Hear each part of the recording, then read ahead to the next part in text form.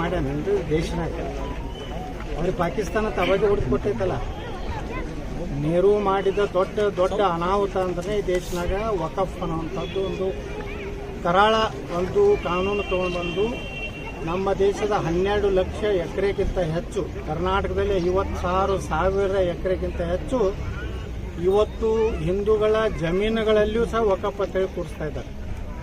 ಯಾರು ದಲಿತರು ಕಟ್ಟುವಂಥ ಮನೆಗಳ ಮೇಲೂ ಇವತ್ತು ವಕಫ್ದವ್ರು ಖಾಲಿ ಮಾಡಿಸ್ಲಿಕ್ಕೆ ಪ್ರಯತ್ನ ಮಾಡ್ತಾ ಇದ್ದಾರೆ, ಗುಂಡಾಗಿರಿ ಮಾಡ್ತಾ ಇದ್ದಾರೆ ವಿಜಯಪುರ ನಗರದಲ್ಲಿ.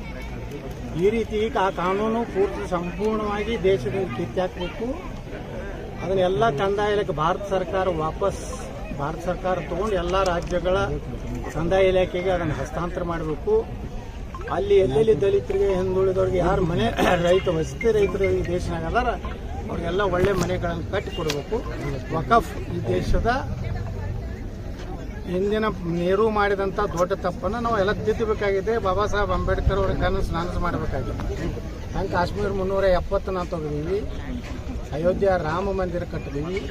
ಸುಮಾರು 850 ವರ್ಷಗಳ ಹಿಂದೆ ಏನೊಂದು ದೊಡ್ಡ ನಳಂದ ವಿಶ್ವವಿದ್ಯಾಲಯ ಏನು ಮುಸ್ಲಿಂ ಒಬ್ಬ ರಾಜ ಸಂಪೂರ್ಣ ನಾಶ ಮಾಡಿ ಅಲ್ಲಿ ಸುಮಾರು ತಿಂಗಳಾನುಗಟ್ಟಲೆ ಬೆಂಕಿಯಲ್ಲಿ ಎಷ್ಟೋ ಗ್ರಂಥಗಳು ಸುಟ್ಟೋದು.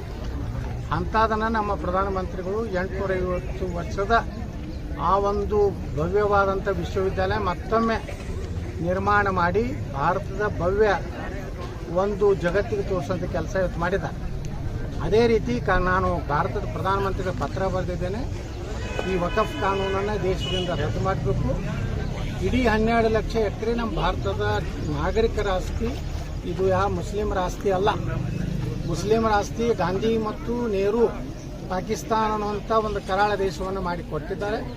ಅವರು ಅಲ್ಲಿ ಬೇಕಾದ್ರೆ ವಕಫರಿ ಮಾಡ್ಕೊಳ್ಳಿ, ಸುಡುಗಾಟ ಮಾಡಲಿ, ಏನೋ ಸಾಯಿ ಇದು ಮುಟ್ಟು ಏನಂತಾರೆ ಕಬ್ರಸ್ಥಾನ ಮಾಡ್ತಾರೆ.